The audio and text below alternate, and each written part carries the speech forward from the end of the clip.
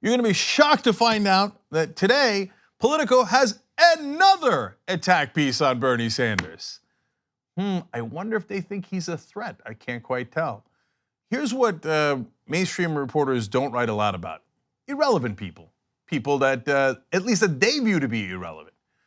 What do they write about? Well, they write about people that are threats to the establishment, and they try to take them down. Why? Is it a conspiracy? Is it that the writers like this guy, and I'm sorry, I don't know how to pronounce his name, Edward Isaac, either Dovier, or if you want to give it a French twist, Doveret. Okay, anyway, this guy, I don't know if he's wealthy or not wealthy, or if I would imagine not, I don't know, he's a writer at Politico, right? I'm not saying he's in a smoke-filled room doing conspiracies. No, how does it work? Here's how it works. Somebody in the establishment, a politician or a lobbyist or a consultant, comes up to these reporters and goes, psst, psst, oh, I got a great hint for you. You should write about this. This is gonna be great. Now, why do they do that? Because they want to attack their opponents. So in Washington, just about everyone is Bernie Sanders' opponent. So they have begun to unleash on him. Why? We're getting close to 2020 and they're in a little bit of panic. Uh-oh, here comes Bernie. Before they were like, oh, Bernie's not gonna win in 2020. Are you crazy? No way. Now all of a sudden like, oh no, he might win. Call up Doveret, he'll write it. So 2 days in a row, here he comes again. Yesterday was a giant hack job against our revolution, the group that Bernie Sanders formed, and against Nina Turner, the president of that. So what is it today? He says, well, look, there's this obscure little thing that happens in Vermont where the Democrats of Vermont, I don't know if you know this, are, I would say fair to say, thrilled with Bernie Sanders as their senator. I say that because of the overwhelming percentage of the votes that he gets. So he first goes in the Democratic nomination process. He wins that, but then he runs as an independent. Now, you want to write a small story about how that's an intellectual curiosity? Okay, not a big deal. My kids would say in Chinese, that's a xiao story, tiny little story. Okay, but why are we doing a second story on Bernie Sanders today? If you dive into the story, you might find out why. Let's do that together. So he explains that Bernie does this, and there is a little bit of a tone throughout like, he says he's a Democrat, but after winning the Democratic nomination, he'll run as an independent. Okay, all right, but look, he's gonna actually literally have people say that in a second. But he acknowledges halfway through the piece, the Vermont Democratic Party passed a resolution over the weekend supporting Sanders' move, proclaiming that he could still be considered a member of the party for all purposes and entitled to all the rights and privileges that come with such membership at the state and federal level. So wait a minute, why are we still reporting on this? So if the Vermont Democrats and the Vermont Democratic Party are thrilled with this, what's your beef with it? Oh, well, let's go a little bit later in the article and find out. Well, it turns out there's a lot of quotes from Hillary Clinton supporters.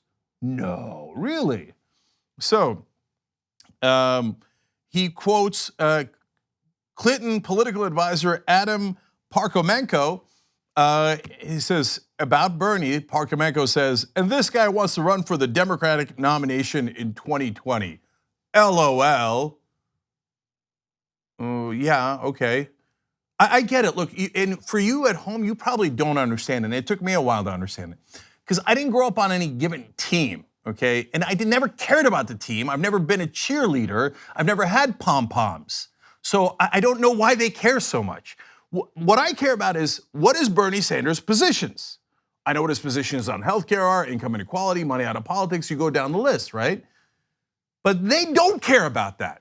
They go, what letter does he put on his helmet? Because I got my pom-poms ready.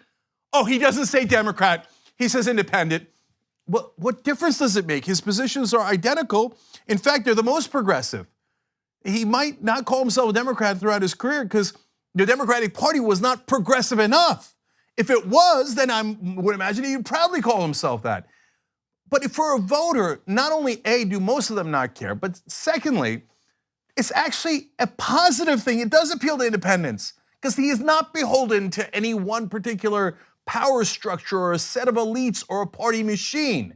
So that's a net positive. That's why he always polled better than Hillary Clinton in the general election against all of the Republicans.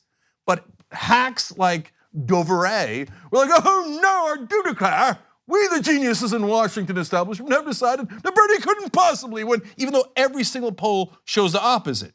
We have decided that Hillary Clinton is a wonderful candidate. I'm sure she would do a much better chance than Bernie Sanders. How'd that work out? Hey, did you ever write an attack article against yourself for being so stupid as to think that Hillary Clinton had a better chance than Bernie Sanders in winning in 2016? By the way, you ask them today, and they watch that, and they'll say, he thinks Bernie would have won. No, we had the better candidate.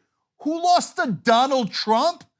You had the worst candidate in the world. Trump was polling at 37% on election night. All right, so he quotes a Clinton hack, and that's not surprising.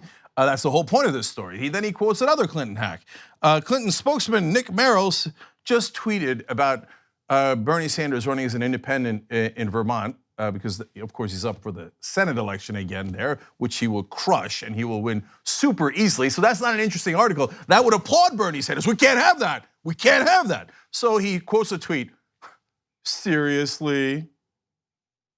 Oh, well, I do declare, what a stunningly good point. So finally though, the Clinton people are feeding him. And by the way, the Clinton people, why do you still exist? Why don't you go join Hillary in the woods? You guys are the miserable failures who lost to Donald Trump. So I've got a really, really tall glass of shut up juice for you guys. I mean, think about the audacity of Clinton spokespeople, Clinton supporters coming around telling us how to win elections. You lost to Trump. You lost to Trump. Go be a plumber, go be an accountant, go sell used cars somewhere. Do something useful with your life, but you're obviously not very good at politics. So he quotes them, and that's where he got fed the story in the first place. But that's not really the point of this story.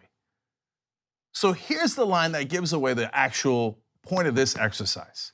Quote, the move also comes at a time when Sanders supporters are pushing for changes to the presidential nominating process as part of the Democratic National Committee Unity Reform Commission. One priority is to open up the party's primaries to voters who aren't registered as Democrats. Now we have it.